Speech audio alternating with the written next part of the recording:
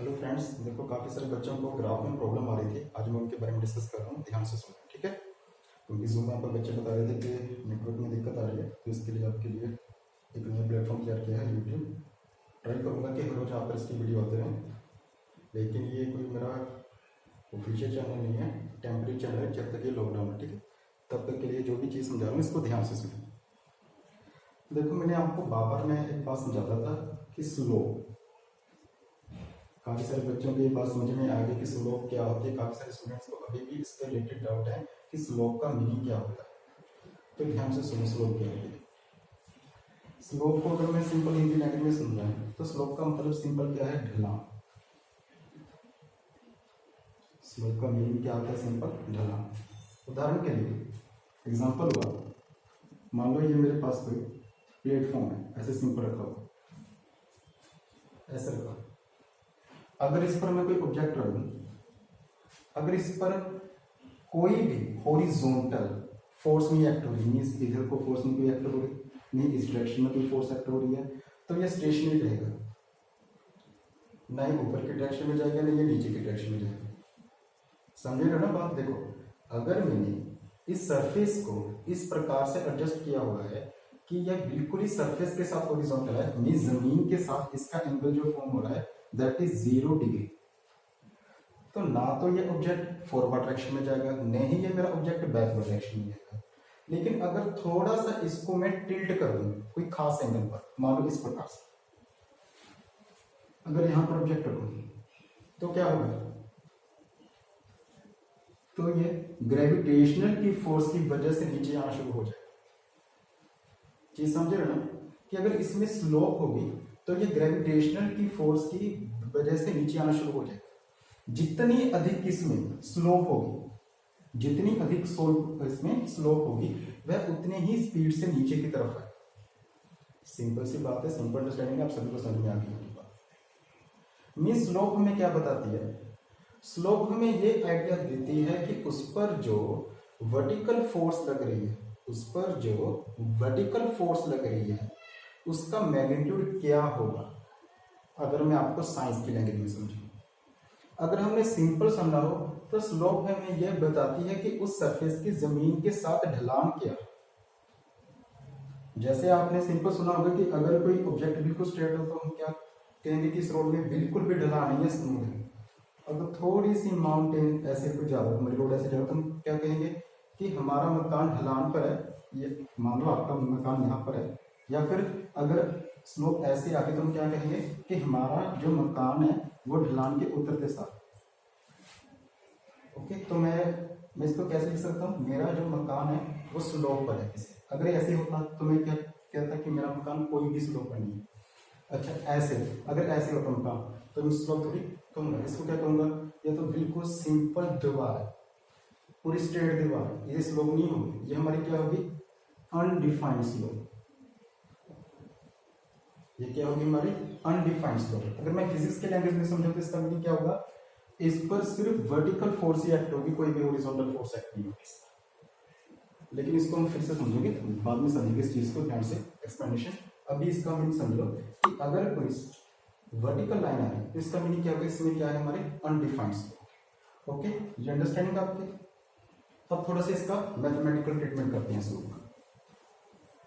वैसे तो ये आपके नेक्स्ट ईयर का टॉपिक है, लेकिन थोड़ा सा आपको मैथ के साथ ट्रीट कर रहा हूँ, ध्यान से सुनना। ट्रिग्नोमेट्री, जिसको हिंदी में कहते हैं त्रिकोणमितीय, लेकिन वो बात की बातें हैं। लेकिन अभी जो मैं बेसिक चीज समझा रहा हूँ उसको ध्यान से सुनो। ट्रिग्नोमेट्री, देखो ट्रिग्नोमेट्री में क्या होता है, हमारे पास एक राइट एंगल ट्रायंगल होगा, उस ट्रायंगल को हम कोई नाम दे देते हैं ए बी सी। जो 90 डिग्री के एंगल ऑपोजिट होती है साइड, उसको हम क्या बोलते हैं, हाइपोटेन्यूस। ये दो एक्यूट एंगल है, एंगल ए एंड एंगल सी।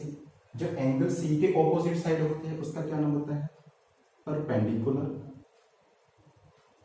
अगर मैं इस एंगल को स्टैंडर्ड रखा हूं, ये बात भी आपने ध्यान रखनी है, अगर मैं इस एंगल को स्टैंडर्ड रखूंगा तो जो मेरी पी है वो बी सी होगी, नॉट ए।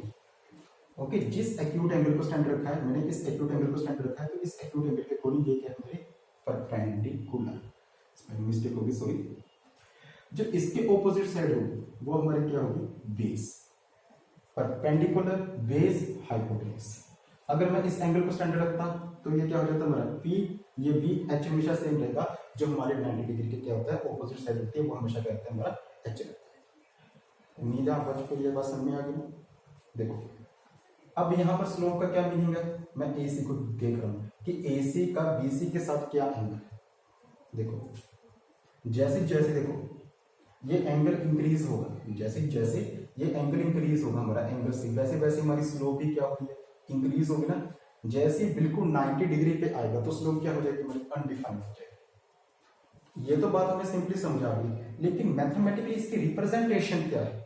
मैथमेटिकली रिप्रेजेंटेशन का मीनिंग क्या होता है कि अगर हमने स्लोप निकालनी है तो सिंपल P और B मींस परपेंडिकुलर और बेस की रेशियो निकालो। जो P और B की रेशियो होगी वही हमारी इस लाइन की स्लोप। जो हमारी P और B की रेशियो होगी वही हमारी इस लाइन की स्लोप। स्लोप को जो सिंबल होता है वो होता है m। काफी सारी बुक्स ने इसी चीज को क्या लिख रखा है, tan थीटा। ऑब्वियसली हम इसको ऐसे भी लिख सकते हैं, लेकिन इतनी डिटेल में नहीं जाएंगे अभी हम 9th क्लास में। तो हम सिंपल याद रखेंगे कि अगर हमने किसी लाइन की स्लोप निकालनी है, मान लो मैंने इस लाइन के इस हॉरिजॉन्टल सरफेस के साथ स्लोप निकालनी है, तो सिंपल क्या वे होगा, यहां से एक एल्टीट्यूड ड्रा होगा। ये जो साइड है मान लो इसकी लेंथ है 5, इसकी लेंथ है 2, हम इनकी रेशियो निकालेंगे, वही हमारी क्या होगी स्लोप। अब आगे आता है कि सर हमने P अपॉन B की ही क्यों रेशियो ली, हम P अपॉन H की भी तो रेशियो ले सकते थे। देखो क्या हो रहा है, ये जो रेशियो है ये स्लोप के साथ डायरेक्ट रिलेट हो रही है, इन दोनों का आपस में डायरेक्ट रिलेशन हो रहा है। देखो जैसे जैसे ये एंगल इंक्रीज होगा, देखो जैसे जैसे ये एंगल इंक्रीज होगा तो इसका क्या होगा, देखो मैं आपको सिंपल एक बात समझाता हूँ। मान ये मेरा मार्कर है, इस पर मैंने क्या रखा है, पेन रखा है। ओके, यहां से एक साइड ड्रॉ हो रही है, इसको ध्यान से समझना। देखो थोड़ी सी इसमें इमेजिनेशन होगी। देखो जैसे जैसे ये एंगल इंक्रीज होगा, मींस ऐसे ऐसे एंगल इंक्रीज होगा, तो क्या हम देखेंगे कि जो हमारा P है वो तो इंक्रीज हो रहा है, B हमारा बेस हमारा क्या हो रहा है, डिक्रीज हो रहा है। देखो फिर से देखो, जैसे जैसे ये हमारा एक्यूट एंगल इंक्रीज हो रहा है वैसे वैसे हमारा P तो इंक्रीज हो रहा है, मींस जो हमारा परपेंडिकुलर है वो तो इंक्रीज हो रहा है, लेकिन जो इसमें बेस है वो हमारा डिक्रीज हो रहा है। अब स्लो में भी ऐसे होता था। देखो जैसे जैसे ये हमारा एंगल इंक्रीज होता है वैसे वैसे AC की BC के साथ स्लोप इंक्रीज होती है। मींस अगर हम P अपॉन B की रेशियो निकाल लें उसको हम स्लोप के साथ रिलेट कर सकते हैं कि जैसे जैसे हमारी P अपॉन B की रेशियो इंक्रीज होगी, मींस एंगल इंक्रीज होगा, वैसे वैसे हमारी स्लोप इंक्रीज होगी। इसलिए हम स्लोप को हमेशा डिफाइन करते हैं with ratio of perpendicular and base. So slope is equal to P upon B tan theta. अब इसकी काफी सारी हमने वैल्यू डायरेक्ट याद रखनी है कि इसकी रेशियो क्या हो। देखो मैं मुझे आपके लिए स्पेसिफिक वैल्यूज लिख रहा हूँ, आपको यही याद रखनी है 9th क्लास के लिए। लेकिन जैसे ही आप 10th क्लास में होगे, 11th क्लास में आपको derivative integration something like that आएंगे, वो बात की बातें हैं। लेकिन यहाँ पर स्लोप निकालने के हमें डायरेक्ट वैल्यू याद रखनी है। देखो मैं क्या कह रहा, अगर तो मेरा एंगल है 0 डिग्री का, अगर मेरा एंगल है 0 डिग्री का, तो हमेशा जो मेरी स्लोप होगी वो होगी 0। इसका अगर हमने मैथ के अकॉर्डिंग समझना हो, देखो सिंपल मीनिंग समझना हो, 0 का है मीन्स सरफेस क्या है, बिल्कुल हॉरिजॉन्टल है, तो उसमें कोई ढलान है ही नहीं, ऑब्जेक्ट स्टेबल रहेगा उसमें। जैसे जैसे मेरा एंगल इंक्रीज होगा उसमें कोई ना कोई P अपॉन B यानी कि स्लोप की वैल्यू आती रहेगी। देखो 30 डिग्री पर स्लोप की वैल्यू होती है 1/√3। इसको साथ साथ में लिख लेना। अगर 45 डिग्री का एंगल हो तो उसमें स्लोप की वैल्यू होती है 1। अगर हमारे पास 60 डिग्री का एंगल हो तो उसमें स्लोप की वैल्यू होती है √3। अगर हमारे पास 90 का वैल्यू हो तो स्लोप की क्या वैल्यू होती है, अनडिफाइंड।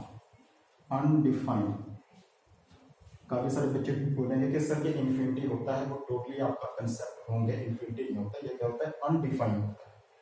देखो अगर हम इसको मैथ के अकॉर्डिंग समझे तो भी हमें इजीली समझ में आ जाएगा। देखो अगर यह एक्यूट एंगल ही देखो, जैसे जैसे एंगल इंक्रीज हो रहा है, वैसे वैसे बी क्या हो रहा था हमारा, छोटा हो रहा था, पी क्या हो रहा है हमारा, बढ़ रहा है।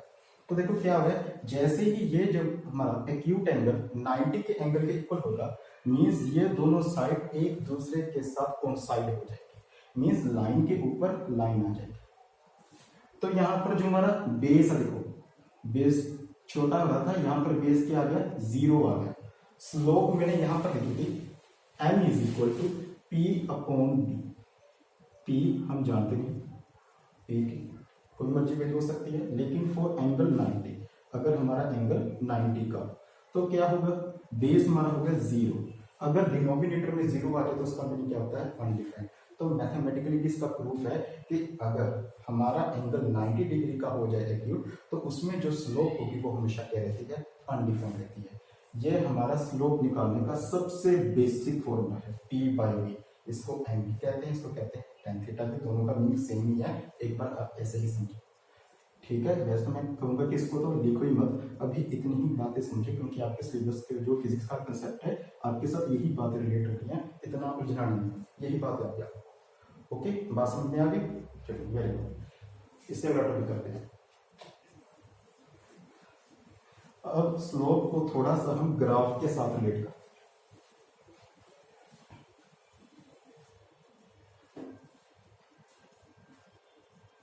मान लो आपके पास ये कोई कार्टेशियन प्लेन, कार्टेशियन प्लेन का मीनिंग समझते हैं ना, जिसमें दो एक्सिस हो, हमारा एक एक्सिस और क्या हो, वाई एक्सिस, एक्स एक्सिस और वाई एक्सिस, एक्स एक्सिस और वाई एक्सिस।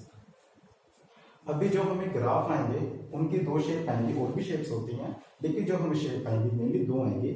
एक तो आएगी लीनियर, मींस उसको हम क्या कह सकते हैं, straight line, linear straight line. Second जो ग्राफ हम सिलेबस में आ सकते हैं, पैराबोला। ये बात आपको मैंने ऑनलाइन लेक्चर में समझा दी थी कि जो हमारी लीनियर होती है इसके लिए जो डिग्री है वो हमेशा क्या होगी, 1 होगी, और जो हमारा पैराबोला है इसके लिए जो हमारी डिग्री होगी वो हमेशा क्या होती है, 2 होती है। एक के लिए ग्राफ क्या आएगा, स्ट्रेट लाइन, दो के लिए ग्राफ की शेप क्या होगी, parabola. Degree as we know that highest exponent of any equation of any variable. Okay, वो हम जानते हैं ना, वो हमारे क्या होता है, डिग्री होती है, डिग्री एक ग्राफ 100। ठीक है, चलो देखो, अगर तो हमारे पास ग्राफ क्या आ रहा है, स्ट्रेट लाइन आ रहा है, अगर मैं इसकी स्लोप निकालूं तो इसका स्लोप निकालने का क्या वे होगा, देखो अभी मैंने आपको क्या था बताया, यहाँ पर राइट एंगल ड्रॉ होगी, यहाँ पर राइट एंगल ट्रायंगल ड्रॉ होगी, ये क्या होगा हमारा, y होगा, ये क्या होगा हमारा, x होगा, मीन्स ऑब्वियसली ये क्या होगा हमारा, y एक्सिस को रिप्रेजेंट कर, ये हमारा x एक्सिस को रिप्रेजेंट कर रहा है, तो जो हमारी स्लोप है that will equal to y upon x। Understand.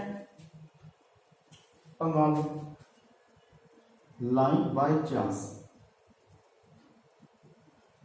यहां पर हो, इसकी स्लोप निकालनी है, कोई बात नहीं, इसको थोड़ा सा यहां से एक्सटेंड कर दो, स्ट्रेट होगी लाइन हमारी, यहां से एक्सटेंड, राइट एंगल ट्रायंगल, ये देख लो हमारा भाई, ये देख लो x, फॉर्मूला हमारा सेम ही रहेगा, y अपॉन x। अब इसका अल्टरनेट वे क्या है कि ये एंगल देख लो, एंगल देखो इसमें प्लेन में हमें याद रखना है, angle will be measured along the positive x axis. देखो इधर को हमारा एक्स एक्सिस क्या होता है, पॉजिटिव, इधर को क्या होता है, नेगेटिव। हमेशा एंगल हमने पॉजिटिव एक्स एक्सिस के साथ ही मेजर करना है, नहीं आपका आंसर रॉन्ग आ सकता। ओके, एग्जांपल के लिए समझाता हूँ।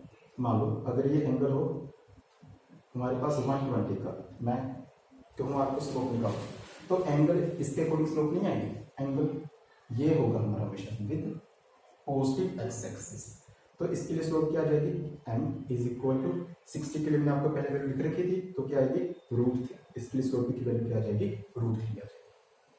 हाँ, एक बच्चे का कमेंट आ रहा है,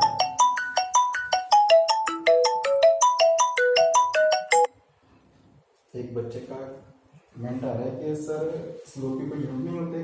देखो कोई इसमें यूनिट नहीं होंगे, क्योंकि जो यूनिट y के हैं वही x के होंगे, तो इसमें कोई यूनिट नहीं होगी। हाँ, अगर मैं यहाँ पर किसी फिजिकल क्वांटिटी को एक्सप्रेस कर रहा हूँ, यहाँ पर अलग यूनिट्स लूँ, डिस्प्लेसमेंट के ले लूँ, यहाँ पर कोई और चीज ले लूँ, वेलोसिटी ले लूँ, तो इसके यूनिट होंगे। लेकिन अगर हम सिंपल कोई जो मैथमेटिकल इक्वेशन है उसका ग्राफ ड्रॉ है तो इट हैज नो यूनिट्स।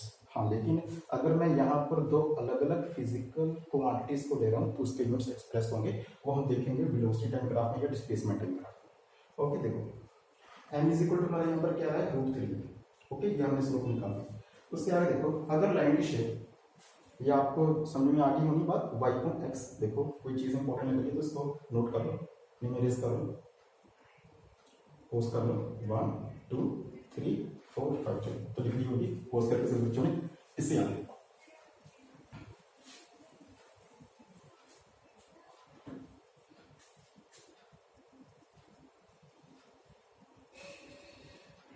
मान लीजिए कोई लाइन है यहां पर एक्सटेंड हो रही है, ठीक है। हमने इसका फॉर्मूला क्या किया था, सिंपल वे, ये y एक्सिस है, ये x एक्सिस है, तो जिसके लिए स्लोप आएगी वो क्या आएगी, y अपॉन x एक्सिस है। मींस ये हम ले चलते हैं। मान लो हम ना तो y की वैल्यू जानते हैं, नहीं हम x की वैल्यू जानते हैं, और नहीं हम ये एंगल जानते हैं, फिर भी हमें स्लोप निकालनी है। हमें इन्होंने दो पॉइंट्स दे रखे हैं, उनके कोऑर्डिनेट्स दे रखे हैं। मान लो ये हमारे पास P पॉइंट है, ये हमारे पास Q पॉइंट है, इसके हैं x1 और y1, इसके हैं x2 और y2। अगर हम ये एंगल नहीं जानते तो इसका स्लोप निकालने का अल्टरनेटिव वे क्या है, देखो पहले मैं उसका प्रूफ समझा रहा हूं आपको। इसके पैरेलल एक लाइन ड्रॉ कर लो, इसके पैरेलल एक लाइन ड्रॉ कर लो। ओके, अगर यह एंगल थीटा है तो यह भी एंगल थीटा ही होगा, reason corresponding angles.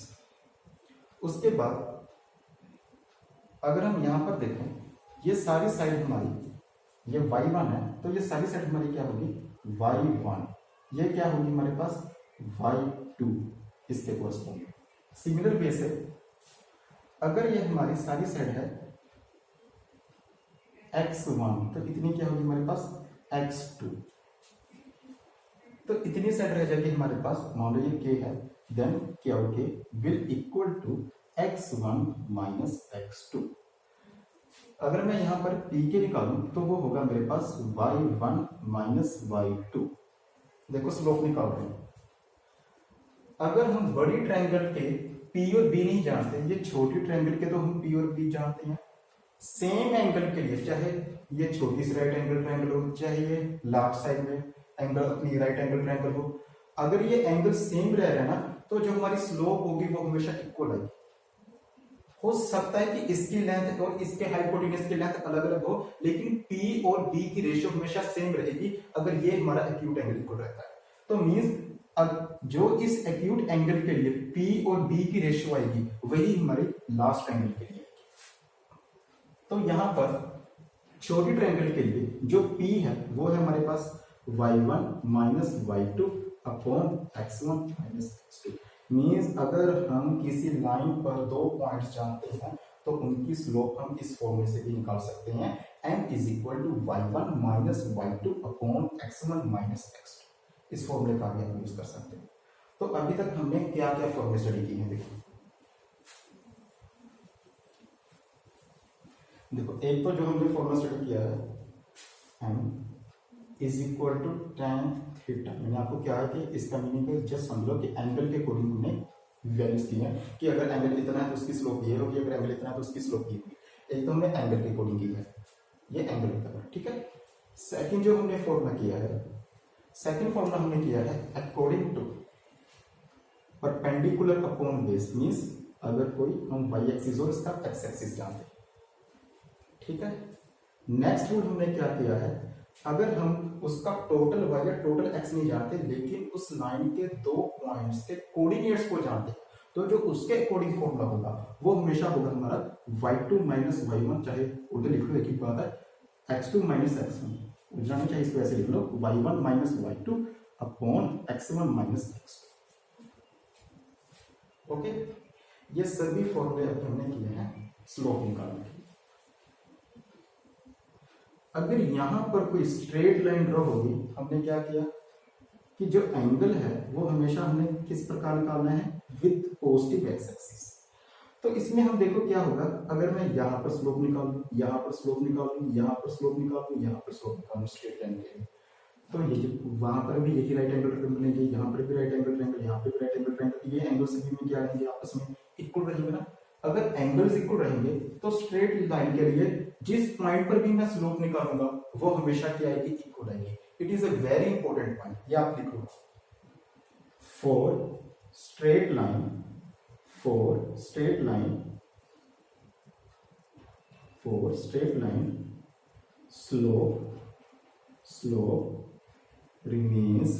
slope remains same at every point,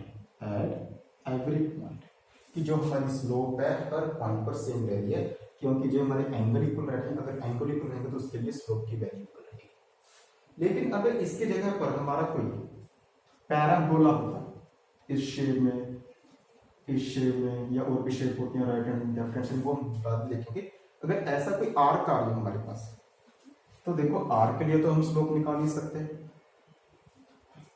यहां पर हर पॉइंट पर डायरेक्शन चेंज हो रही है, तो हर पॉइंट पर एक अलग से टेंजेंट ड्रॉ होगा इस प्रकार, देखो इस प्रकार हर पॉइंट पर अलग से एक टेंजेंट ड्रॉ हो रहा है। अगर मैं इस टेंजेंट का एक्स एक्सिस के साथ एंगल देखूं तो अलग आएगा, इसका अलग आएगा, इसको एक्सटेंड करूं तो अलग आएगा। जैसे इसमें देखो एंगल इंक्रीज भी हो रहे हैं, तो मीनिंग हमें क्या पता चल रहा है कि अगर तो स्ट्रेट लाइन थी तो उसका एक्स एक्सिस के साथ एंगल क्या रहेगा था, सेम रहेगा। अगर एंगल सेम रह रहा है तो स्ट्रेट लाइन के लिए जो स्लोप की वैल्यू है वो भी हमेशा क्या रहेगी, सेम रहेगी।